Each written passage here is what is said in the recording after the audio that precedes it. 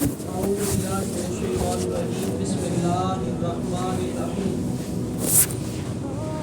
إن الله لا يغير ما بقوم حتى يغيروا ما بأنفسهم وإذا أراد الله بقوم سوءا فلا مرد له وما لهم من دونه من وال هو الذي يريكم البرق خوفا وطمعا وينشئ السحاب الثقال ويسبح الرعد بحمده والملائكة بخفيفته ويرسل الصواعق فيصيب بها من يشاء وهم يجادلون في الله وهو شديد المحال له دعوة الحق والذين يدعون من دونه لا يستجيبون لهم بشيء إلا كباسط كفيه إلى الماء ليبلغ فاه وما هو ببالغه وما دعاء الكافرين إلا في ضلال ولله يسجد من في السماوات والأرض طوعا وكرها وظلالهم بالغدو والآصال صدق الله العظيم.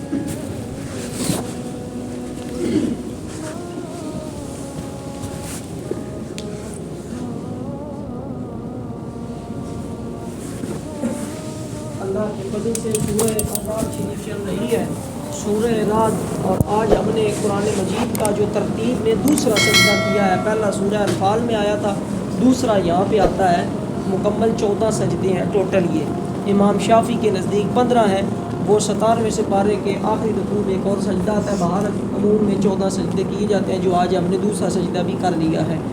سورہ الرعد ہے، اس کی آیت نمبر 11 سے لے کے آیت نمبر 15 تک، یہ 4-5 آیات ہیں موضوع کے مطابق، اور یہ 13ویں سپارے کا 8واں رکوع چل رہا ہے، نصف ہونے والا ہے. اللہ پڑھ کے عمل پیرا ہونے کی توفیق عطا فرمائے.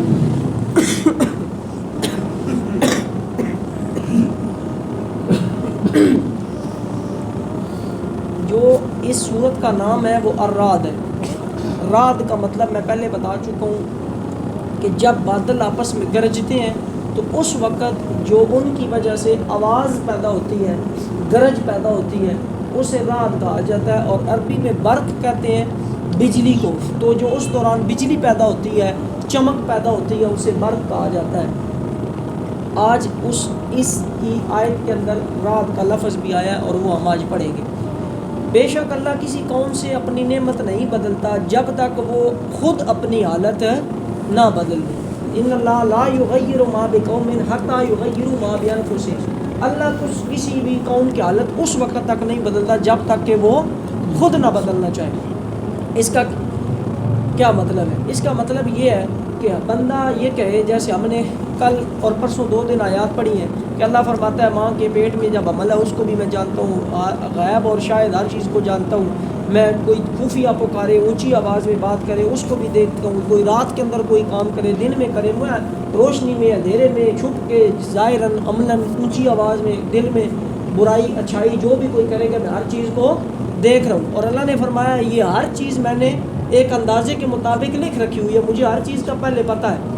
اب کوئی یہ نہ سمجھ لے کہ اللہ نے پہلے سے ہی لکھ رکھا ہوا ہے کہ فلاں بندہ جو ہے جنتی ہے، تو اس کا مطلب ہے پھر ہمیں تو نماز روزہ کرنے کی، زکوٰۃ دینے کی، نیکیوں کی ضرورت ہی نہیں ہے کہ ہمارا تو پہلے ہی ہم جنتی ہیں. یا فلاں بندے کا لکھا گیا ہے وہ جہنمی ہے، تو اسے تو پھر کوئی نماز روزہ یا کوئی نیکی کرنے کی ضرورت ہی نہیں ہے، بھائی وہ پہلے ہی جہنمی ہے. یہ جو اللہ تبارک، اچھا ویسے تقدیر کا جو معاملہ ہے اس پہ بحث علماء منع فرماتے ہیں، لیکن سمجھنے کے لیے تھوڑا سا بس اتنا پتہ ہو، ہم اسی لیے ایمان مفصل اور ایمان مجمل پڑھتے ہیں.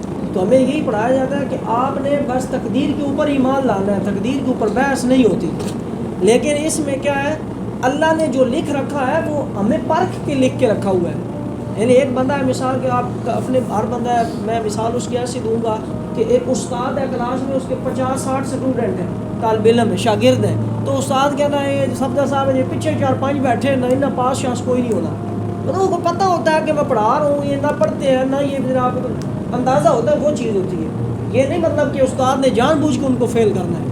اس کو ان کے کرتوتوں کا پتہ ہے کہ یہ سال پورا پڑھا نہ ٹیسٹ ٹھیک دیتے ہیں، نہ سبق یاد کر کے آتے ہیں، نہ بات مانتے ہیں، نہ کوئی چنگی نہ مندی، انہوں نے فیل ہے، ہونا ہی ہونا ہے. یعنی یہ اس کو اپنی تدبیر سے پتہ ہے. استاد والد ہے، والدہ ہے، والدین ہے، اپنے ان کے بچوں کو پتہ ہوتا ہے یہ میرا بچہ کیسا ہے، یہ کیسا ہے، یہ کیسا ہے، ساری حالت. اللہ تبارک و تعالیٰ اس کا تو علم، اور جس نے بنایا سب کچھ، تو اس نے ہمیں پرکھ کے ہماری روحوں کو. یہ جو ہم زندگی ابھی گزار رہے ہیں نا، یہ ہم دوسری زندگی گزار رہے ہیں. یہ ہم کتنی زندگی گزار رہے ہیں؟ ہم ایک زندگی پہلے گزار کے آ چکے ہوئے ہیں، جسے کیا کہا جاتا ہے؟ عالم ارواح. یہ میں کو نئی بات آپ کو نہیں سنا رہا، ساروں کو پتہ ہے، یاد نہیں. یہ اللہ کی حکمت ہے. وہ اللہ نے قرآن میں فرمایا ہوا ہے نا کہ میں نے تم سب کو جمع کر کے پوچھا تھا کہ کیا میں تمہارا رب نہیں ہوں، اور تم سب نے کہا تھا قالو بلا، بے شک آپ ہمارے رب ہیں. ایک عالم ارواح کی زندگی ہم گزار کے آئے ہوئے ہیں. اسی لیے قرآن کے اندر بھی جگہ جگہ اللہ فرماتا ہے کہ میں تمہیں دوبارہ جو زندگی دوسری دفعہ زندگی دی ہوئی ہے، اور میں پھر دوسری دفعہ تمہیں موت دوں گا، اور پھر تیسری دفعہ. یعنی ایک زندگی ہم پہلے عالم ارواح میں گزار کے آئے ہیں. ابھی یہ جو ہمارا چل رہا ہے یہ عالم فانی ہے، یہ جو دنیا جا رہی ہے. اور اس کے بعد ہمارا کون سا آئے گا؟ عالم برزخ. اور پھر اس کے بعد حشر اور ابدی دنیا. پورا ایک اللہ تبارک و تعالیٰ کا نظام ہے.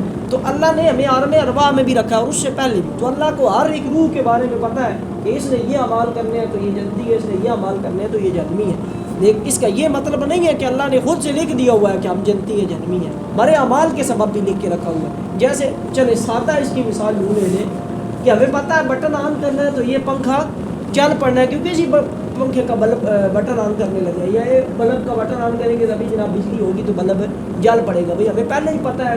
یا اس لیے کہ سائنس کا کوئی آپ نے کیمیکل کہ فلاں دو رنگ مکس کریں گے تو یہی رنگ نکلے گا. یہ وہ چیزیں جو تو اسی کی اللہ تبارک و تعالیٰ کو ہماری ہر چیز کی خصلت کی، عادت کا، نیکیوں کا، برائیوں کا پتہ ہے. لیکن اللہ نے یہ فرمایا کہ آپ اپنے لیے عمل کرو. بے شک اللہ کسی قوم کی حالت نہیں بدلتا جب تک کہ وہ اپنی حالت کو خود نہیں بدلے. یعنی اگر ایک بندہ ہے وہ برا ہے، وہ توبہ استغفار کرے، وہ نیکیوں کی طرف آئے تو اللہ اس کی حالت کو بدل دے گا. وہ نیت کرے، وہ اس کی طرف آئے. اور دوسری چیز قرآن کے اندر ایک اور جگہ پہ ہے لیسا للانسان، نہیں ہے انسان کے لیے مگر ما سعی، جس کی انسان کوشش کرے گا. اب ایک بندہ وہ نہیں جی سانو نماز ہے ہی نہیں، ساڑی نیکی مقدرہ چیز نہیں ہے. کیوں نہیں ہے بھائی؟ تمہیں اللہ نے دماغ، دل، سوچ، فکر، گمان نہیں دیا. کھاتے تو منہ کی طرف سے ہی ہو، کبھی کان میں ڈالا، ٹھیک ہے جی. کبھی ایسا ہوا کہ اپنی تنخواہ کسی دوسرے کے گھر میں رکھ کے دے کے آ گئے، یا اپنی دیہڑی کسی دوسرے کو پکڑا دی ہو، یا اپنا فائدے کی چیز جناب کسی دوسرے کے دے دی ہو. نہیں، ادھر دماغ سارا کچھ کام کرتا ہے، ادھر ادھر ہی کہو سارا دماغ نہیں. اپنی ہم کوشش، ہر ایک کو وہی ملنا. اللہ قرآن کے اندر فرماتا ہے لہا ما کسبت. سورہ بقرہ کا آخری رکوع بڑا مشہور ہے، لہا ما کسبت وعلیہا ما اکتسبت. وہی کچھ تم کاٹو گے جو کچھ تم نے بویا ہوگا. اللہ لا یکلف اللہ نفسا الا وسعها، اللہ کسی کو اس کی وسعت کے ہٹ سے تکلیف نہیں دیتا. اور فمن یعمل مثقال ذرۃ خیرا یرہ، جس نے ذرہ برابر بھی اچھا عمل کیا ہوگا اس کا بھی ثواب جواب ہے. اور جس نے فمن یعمل مثقال ذرۃ شرا یرہ، جس نے ذرہ برابر برائی کی ہے تو اس کا بھی اللہ کے ہاں اس کو عذاب ملے گا یا گناہ ملے گا. اللہ معاف فرمائے. تو ان چاروں پانچوں باتوں کا مطلب یہ ہے کہ اگر ہم خود اپنی حالت آج مجموعی ابھی ہماری جو اخلاقی حالت ہے گری پڑی ہے، چھوٹوں کو بڑوں کا ادب احترام تمیز کوئی نہیں ہے، ٹھیک ہے جی، بڑوں کو چھوٹوں کے اوپر شفقت کوئی نہیں ہے. ہمارے اندر یہ الگ پورا ایک ٹاپک نکل جائے گا. ہر برائی ہمارے، میں خود ہوں، ہماری اپنی جناب ہر چیز میں کوشش ہوتی ہے کہ ہم ادھر ڈنڈی ماریں، اس چیز کے اندر دو نمبری کریں، اس چیز کے اندر فراڈ کریں، ٹھیک ہے جی. کس کو بندہ کیا کہ میں خود یا آپ یار سب کو پتہ ہے. ہم اگر کوئی دفتروں میں کام کرتے ہیں، ہم میں ہی کوئی دکاندار بھی ہیں، ہم میں ہی کوئی ریڑھی بھی لگاتے ہیں، ہم میں ہی کوئی مزدوری بھی کرتے ہیں، لیکن ہم ہر چیز میں، ہر چیز آج کل ہمیں جناب ہر چیز کے اندر دو نمبری. تو ہم جب تک اپنی حالت کو خود نہیں بدلنا چاہیں گے تو اللہ بھی نہیں بدلے گا. اللہ بھی اس کو ہی بدلتا ہے جو کوشش کرتا ہے. ہم نے کوشش کرنی ہے، کوشش کے بعد بدلنا اللہ نے. لیکن ہم اگر کوشش ہی نہ کریں، ہاتھ پہ ہاتھ دھر کے بیٹھ جاؤ، ٹھیک ہے جی ہم دو نمبری کرتے ہیں، ہم فراڈ کرتے ہیں، ہمارے لیے تو راستہ ہی کوئی نہیں. آپ کوشش کر کے دیکھیں، آپ برائی کو چھوڑ کے دیکھیں، اللہ آپ کے لیے اچھائی کے راستے خود نکالے گا. لیکن چھوڑنا ہم نے، برا کام چھوڑنا ہم نے، اور اچھائی پہ آنا ہم نے. اور پھر اللہ سے دعا مانگنی، اللہ جی میں نے تیری رضا کو، حضرت ابن مسعود وقت، اللہ میں تو تیری بارگاہ میں آ گیا ہوں، اب آگے بخشنا تیرا کام ہے. تو آپ اپنی طرف سے کوشش کر کے اللہ جی میں ہوں آ گیا ہوں، میں گناہ کرتا تھا، میں رات کو میں نے قرآن میں پڑھا کہ جب تک بندہ خود نہیں چاہتا تو میں نے یہ سمجھ کے یہ والا گناہ جو یہ غلطی میرے اندر ہے میں نے آج چھوڑ دی. اب اس کے اوپر ثابت قدم رکھنا آپ کا کام ہے، آئندہ مجھے بچانا آپ کا کام ہے. تو آپ اسے مدد مانگتے رہیں گے، اللہ آپ کی مدد کرتا رہے گا. بے شک اللہ کسی کو حالت نہیں بدلتا جب تک وہ اپنی حالت خود نہ بدلے. اور جب اللہ کسی سے برائی چاہے تو وہ پھر نہیں سکتی. یعنی اللہ جب چاہے کہ اس کے اوپر کہ اس سے فلاں برائی ہونی ہے یا اس کے اوپر فلاں آزمائش یا تکلیف آنی ہے، تو آپ دنیا کی ساری طاقتیں بھی لگا لیں تو وہ اس کے اوپر سے پھیر سکتی نہیں ہے۔ اور وما لہم من دونہ من وال، اور اس کے سوا ان کا کوئی حمایتی نہیں ہے۔ یعنی آپ نے اگر برائی اپنے سے پھیرنی ہے، گناہ کو اپنے سے دور کرنا ہے، اپنے آپ کو گناہ سے دور کرنا ہے، اپنے آپ کو صراط مستقیم سے کے اوپر لے کے آنا ہے، شیطان کے وار سے بچنا ہے، تو وہ فقط اللہ کی ذات آپ کو بچا سکتی ہے۔ نہ آپ کا علم بچا سکتا ہے، نہ آپ کے سجدے بچا سکتے ہیں، نہ داڑیاں، نہ جناب عبادتیں، نہ تہجدیں، کچھ بھی نہیں بچا سکتی۔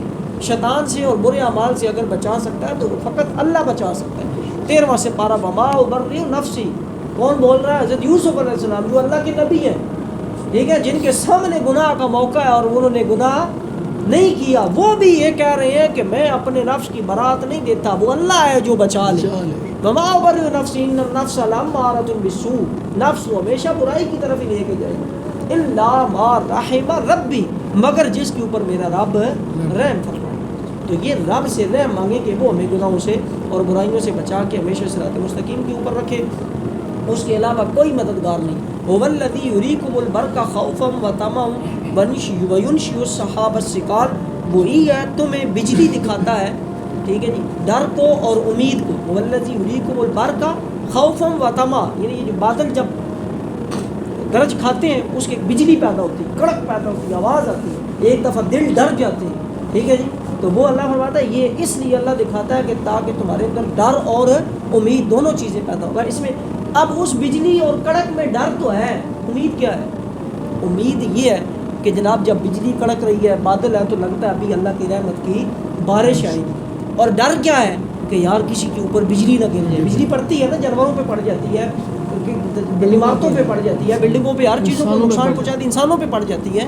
تو ڈر ہے، جو باہر اوپن کوئی راستے میں سفر کر رہا ہے، گاڑی چلا رہا ہے، کوئی جنگل میں پیدل چل رہا ہے، کوئی روڈ پہ چل رہا ہے، تو وہ ڈر رہا ہے کہ میں اس بجلی کی پکڑ میں نہ آ جاؤں۔ اور جو ہم اندر سکون سے بیٹھے ہیں، اگر باہر بجلی چمک رہی ہے تو ہم دعا کریں گے اللہ جی ہم یہ آیات پڑھ رہے ہیں، ان آیات کے صدقے ہمیں رحمت کی بارش ہے، ہم اس امید سے ہیں کہ رحمت کی بارش آئے گی، اور جو باہر ہے وہ اس ڈر میں ہے کہ میں کسی پریشانی کے اندر نہ مبتلا ہو جاؤں۔ تو جب بھی اللہ بجلی دکھاتا ہے تاکہ اس میں اندر ڈر بھی ہے، اس کے اندر امید بھی ہے، اور بھاری بدلیاں اٹھاتا ہے۔ وَيُنشِئُ السَّحَابَ الثِّقَالَ، یہ جو بھاری بادل ہیں ان کو کون اٹھاتا ہے؟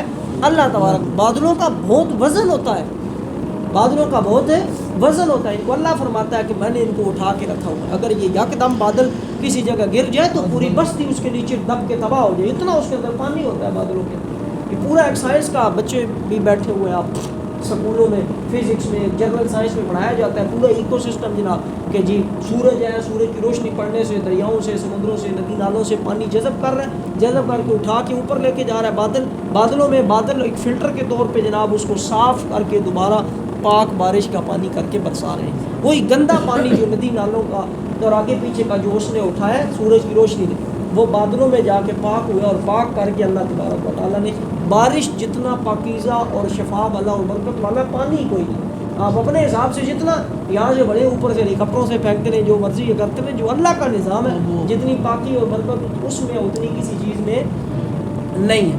وَيُسَبِّحُ الرَّعْدُ بِحَمْدِهِ، اور گرج اس سے سراتی ہوئی اس کی پاکی بولتی ہے، جو رات سورت کا نام ہے، گرج اسے سراتی ہوئی اس کی پاکی بولتی ہے، اور فرشتے اس کے ڈر سے، اور کڑک بھیجتا ہے تو اسے ڈالتا ہے جس پر چاہے، اور وہ اللہ میں جھگڑتے ہوئے ہیں، اور اس کی پکڑ بہت سخت ہے۔ ساتھ ہی اللہ نے پہلے فرمایا جو روشنی نظر آتی ہے اس کے اندر بھی امید اور ڈر ہے، اور دوسری کیا ہے؟ جو گرج ہے، یہ جو سورہ رعد کا نام ہے، یہ اس وجہ سے اس کا نام کہ جو گرج ان کے بادلوں میں پیدا ہوتی ہے، وہ گرج ہم سمجھتے ہیں کہ بادل کڑک رہے ہیں، اللہ کیا فرما رہا ہے؟ قرآن کی سیدھی آیت تفسیر نہیں ہے۔ وَيُسَبِّحُ الرَّعْدُ بِحَمْدِهِ، وہ جو گرجتے ہیں نا بادل، وہ اس وقت اللہ کی تسبیح بیان کرتے ہیں بادل۔ وَيُسَبِّحُ الرَّعْدُ بِحَمْدِهِ، وہ تسبیح بیان کرتی ہے، وہ گرج بِحَمْدِهِ اللہ کی حمد بیان کرتی ہے، یعنی بادل اس طریقے سے اللہ کی حمد بیان کرتے ہیں۔ اسی لیے کہا جاتا ہے کہ جب بادل گرجے اس وقت اللہ سے دعا مانگ، حسبنا اللہ و نعم الوکیل وعلی اللہ توکلنا، کہ یہاں پہ ایک دعا ہے سبحان الذی، پاک ہے اللہ، یسبح الرعد بحمدہ والملائکۃ من خیفتہ وہو علی کل شیء قدیر، جو آپ کے دعا زبان پہ آ جائے، لا الہ الا انت سبحانک انی کنت من الظالمین، جو آپ کی زبان پہ آ جائے۔ ویسے حسبنا اللہ کا میں نے پڑھا تھا کہ حسبنا اللہ و نعم الوکیل، جب بھی بادل گرجے حسبنا اللہ و نعم الوکیل۔ کہ اس کے اندر جو نقصان ہے اس سے اللہ بچائے اور جو فائدہ ہے وہ اللہ ہمیں عطا کرے. تو یہ جو گرج ہوتی ہے نا یہ بادلوں کی تسبیح ہوتی ہے. ہر چیز اللہ کی تسبیح بیان کرتی ہے, چاہے بادل ہے, چاہے زمین ہے, آسمان ہے, نباتات, جمادات, جانور, پرند, جرین, ہر چیز. اور فرشتے بھی اللہ سے ڈرتے ہیں, اور وہ اللہ کڑک بھیجتا ہے تو اسے ڈالتا ہے جس پر چاہے. اللہ نے جس کو چاہنا ہوتا ہے وہ بجلی اس کو پکڑ لیتی ہے, نہیں چاہنا ہوتا تو وہ بجلی کڑکتی رہتی ہے, کسی کو نقصان نہیں پہنچاتی. ہاں, اور وہ اللہ کے بارے میں جھگڑتے ہیں. اللہ کی سخت بہت پکڑ بہت ہے, سخت ہے. اللہ کے بارے میں جھگڑا نہیں کرنا چاہیے. اللہ جس کو چاہے پکڑ لے, جس کو چاہے چھوڑ دے. یعنی جیسے وہ گرج جو جس کو چاہے گی پکڑے گی, نہیں چاہے گا تو نہیں پکڑے گی, اسی طرح اللہ جس کو چاہے گا بخش دے گا, جس کو پکڑنا چاہے گا پکڑ لے گا. لہو دعوت الحق, اس کا پکارنا سچا ہے. یعنی کسی پریشانی میں, مصیبت میں, تکلیف میں اگر تم نے پکارنا ہے تو کس کو پکارنا ہے؟ اللہ کو پکارنا ہے, اور اس کا پکارنا سچا ہے. اس کے سوا جن کو تم پکارتے ہو وہ ان کی کچھ بھی نہیں سنتے, مگر مثال اس طرح ہے کہ اس کی طرح جو پانی کے سامنے اپنی ہتھیلیاں پھیلائے بیٹھا ہو. یعنی یہ پانی سامنے ہو اور آپ ہتھیلیاں پھیلا جائیں تو کبھی بھی پانی اٹھ کے آپ کے ہاتھوں میں نہیں آئے گا. جیسے شروع میں بات شروع ہو رہی تھی کہ بغیر آپ کی کوشش کے کچھ نہیں ہوگا. آپ کو کوشش کرنی پڑے گی کہ آپ کوشش کر کے پانی پئیں. ٹھیک ہے جی. تو جو بتوں سے یا پتھروں سے یا غیر اللہ سے آپ مانگ رہے ہیں جو بالکل کچھ اللہ کے علاوہ کچھ دے سکتے نہیں ہیں, ان لوگوں کی مثال ایسے ہے جیسے اللہ کو چھوڑ کے کسی اور سے پکار رہے ہیں, تو جیسے پانی کے سامنے بیٹھے ہوئے ہیں کہ پانی خود ان کے منہ میں آ جائے. تو ایسے نہیں ہوگا مگر اس طرح جو پانی کے سامنے اپنی ہتھیلیاں پھیلائے بیٹھا ہے کہ اس کے منہ پہنچ جائے, اور وہ ہرگز اس کے منہ تک نہیں پہنچے گا. یعنی یہ جو بت ہیں, یہ پتھر ہے, یہ جو چاند, سورج, آگ ہے, جس کی بھی کوئی عبادت کرتا ہے اللہ کے علاوہ یا اللہ کے علاوہ کسی چیز کو پکارتا ہے, تو وہ اس طرح اس کی مدد کبھی بھی نہیں کر سکتا. اور کافروں کی ہر دعا بھٹکتی پھرتی ہے. کافر جو بھی دعا مانگتے ہیں نا پتھروں سے, بتوں سے, وہ دعا ایسی ہوتی ہے بھٹکتی پھرتی, وہ کبھی قبول نہیں ہوتی.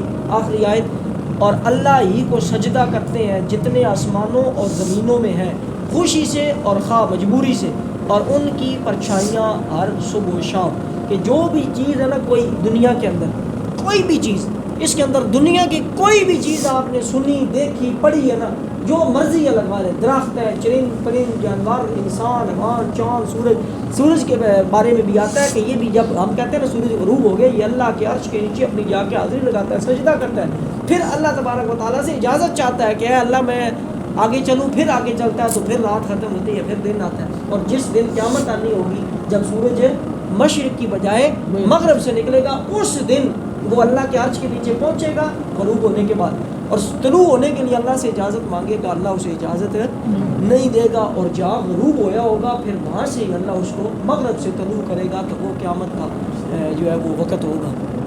یہ سورج, چاند, ستارے, دنیا کی ہر چیز, ایون جو یہ چیزوں کا سایہ ہے, یہ بھی یہی کہا جاتا ہے کہ یہ بھی اللہ تبارک و تعالیٰ کے یہاں سجدہ. پھر قرآن کے اندر ہم نے ایک جگہ پڑھا کہ جو پرندے ہیں یہ بھی ہوا میں اڑ رہے ہیں, اور اڑتے ہوئے بھی یہ اللہ کی تسبیح بیان کر رہے ہیں. تمہیں نہیں پتا, ان کو اپنی عبادت پتہ ہے انہیں اللہ کی کس طرح.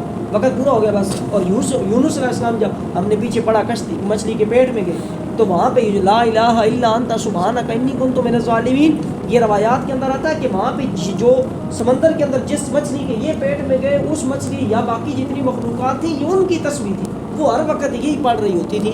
تو وہ ان سے سن کے آپ نے پڑھی تو آپ کی آواز عرش تک گئی اور اللہ نے سنی. تو یہ ساری کی ساری کوئی بھی چیز ہے, اللہ فرماتا ہے چاہے کوئی خوشی سے میرے آگے جھکا ہوا ہے یا نہ خوشی سے, سارے ہیں میرے تابع. جیسے سورہ اس کے اندر دخان میں اللہ نے یا حمیم سجدہ میں اللہ نے فرمایا کہ میں نے زمین آسمان بنانے تھے تو یہ دھواں اور اس طریقے سے تھا پانی, تو میں نے ان کو کہا حاضر ہو جاؤ, چاہے خوشی سے یا چاہے نہ خوشی سے. تو یہ خوشی حاضر ہو گئے, اور پھر میں نے زمین آسمان بنا دیے 6 دنوں میں. تو یہ ہر چیز اللہ کی تسبیح بیان کرتی ہے.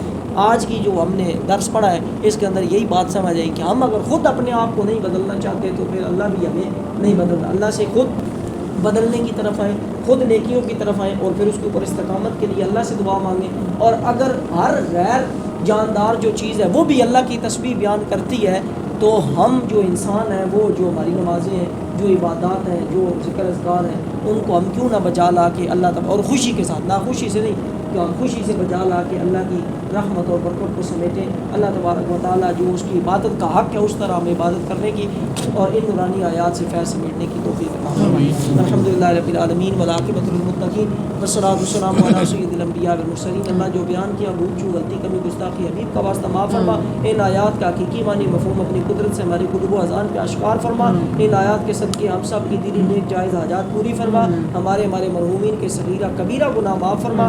اللہ جی آج کی آیات کے اندر بھی ہم نے پڑھا کہ جو خود ہی نہیں پھرنا چاہتا آپ اس کو ہدایت نہیں دیتے۔ اللہ جی ہم پھر بھی آپ سے مدد مانگتے ہیں، آپ ہم سب کے دلوں کو اپنی نیکی کی طرف پھیر دیں، اور پھر اس کے بعد نیکی کے اوپر ہم سب کو ہدایت اور استقامت نصیب فرما، اور ہمیشہ صراط مستقیم پر چل کے توبۃ النصوح کے ساتھ صراط مستقیم پہ قائم رہ کے اپنی دنیا اور آخرت کو سنوارنے کی توفیق عطا فرما۔ اس پاک کلام کی اپنے نبی کی ہر جگہ شفاعت نصیب فرما، دنیا آخرت کی عزت بھلائیاں رحمت راحت فضل نصیب فرما۔ اللہ تیرے گھر کا کام ہو رہا ہے، جو لوگ بھی تیرے گھر کے ساتھ کسی بھی طرح تعاون کرتے ہیں، عبادت کے ساتھ ذکر اذکار کے ساتھ مال و دولت کے ساتھ کسی بھی طرح آباد کرتے ہیں، سب کے گھروں کو آباد فرما۔ اللہ جی یہ درس قرآن کے ساتھ نمازوں کے ساتھ آباد کرتے ہیں، ان کے گھروں کو آباد اور شاد فرما، ان کے کام کاج کے اندر رحمت و برکتوں کو رزق فرما۔ صلی اللہ تعالی علی حبیب محمد وعلی آلہ وصحبہ۔